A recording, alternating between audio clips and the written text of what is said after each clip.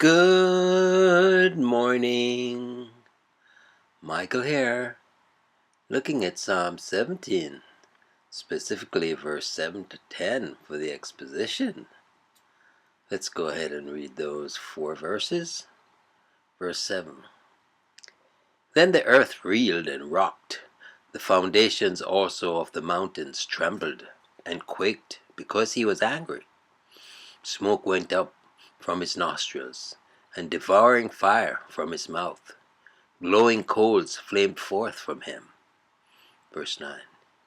He bowed the heavens and came down. Thick darkness was under his feet. Verse 10. He rode on a cherub and flew. He came swiftly on the wings of the wind. And we look to the Treasury of David, as written by Charles Spurgeon, for the exposition. Verse 7. There was no great space between the cry and its answer. The Lord is not slack concerning his promise, but is swift to rescue his afflicted. David has in his mind's eye the glorious manifestations of God in Egypt, at Sinai, and on different occasions to Joshua and the judges, and he considers that his own case exhibits the same glory of power and goodness, and that, therefore, he may accommodate the descriptions of former display of the divine majesty into his hymn of praise. Then the earth shook and trembled. Observe how the most solid and immovable things feel the force of supplication.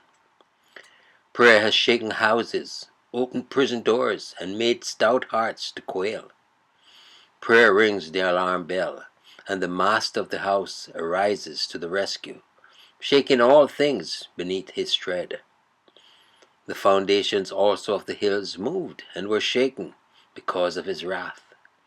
He who fixed the world's pillars can make them rock in their sockets, and can upheave the cornerstones of creation. The huge roots of the towering mountains are torn up when the Lord bestirs himself in anger to smite the enemies of his people. How shall puny man be able to face it out with God, when the very mountains quake with fear? Let not the boaster dream that his present false confidence will support him in the dread day of wrath. Verse 8. There went up a smoke out of his nostrils, a violent oriental method of expressing fierce wrath. Since the breath from the nostril is heated by strong emotion, the figure portrays the almighty deliverer pouring forth smoke in the heat of his wrath and the impetuousness of his zeal. Nothing makes God so angry as an injury done to his children. He that toucheth you touches the apple of mine eye. God is not subject to the passions which govern his creatures, but acting as he does with all the energy and speed of one who is angry, he is here aptly set forth in poetic imagery suitable to human understandings.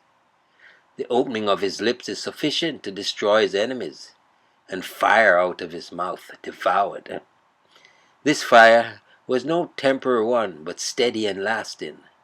Coals were kindled by it. The whole passage is intended to depict God's descent to the help of his child, attended by earthquake and tempest. At the majesty of his appearing, the earth rocks, the clouds gather like smoke, and the lightning as flaming fire devours, setting the world on a blaze. What grandeur of description is here! Bishop Mant very admirably rhymes the verse thus: Smoke from his heated nostril came, and from his mouth devouring flame. Hot burning coals announce his ire, and flashes of careering fire. Verse 9. Amid the terror of the storm, Jehovah the Avenger descended, bending beneath his foot the arch of heaven. He bowed the heavens also, and came down. He came in haste and spurned everything which impeded his rapidity. The thickest gloom concealed his splendor, and darkness was under his feet. He fought within the dense vapors as a warrior in clouds of smoke and dust, and found out the hearts of his enemies with the sharp falchion of his vengeance. Darkness is no impediment to God. Its dentist gloom he makes his tent and secret pavilion. See how prayer moves earth and heaven and raises storms to overthrow in a moment the foes of God's Israel. Things were bad for David before he prayed, but they were much worse for his foes, so soon as the petition had gone up to heaven. A trustful heart, by enlisting the divine aid, turns the tables on its enemies.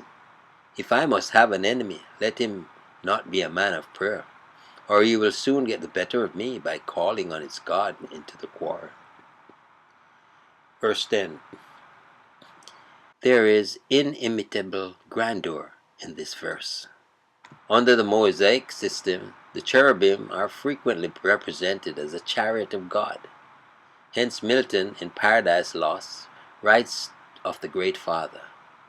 He on the wings of cherubim, uplifted in paternal glory rode, far into chaos. Without speculating upon the mysterious and much disputed subject of the cherubim, it may be enough to remark that angels are doubtless our guards and ministering friends, and all their powers are enlisted to expedite the rescue of the afflicted. He rode upon a cherub and did fly. Nature also yields all her agents to be her helpers, and even the powers of the air are subservient. Yea, he did fly upon the wings of the wind. The Lord comes flying when mercy is his errand, but he lingers long when sinners are being wooed to repent. The flight here pictured is as majestic as it is swift, flying all abroad. In Stenhold's words, and he is not far from correct, as the eagle soars in easy grandeur with wings outspread, without violent flapping and exertion, so comes the Lord with majesty of omnipotence to aid his own. Trust you enjoyed those 4 verses of exposition. Michael here declaring yet again, Jesus is Lord. Until next time, be blessed.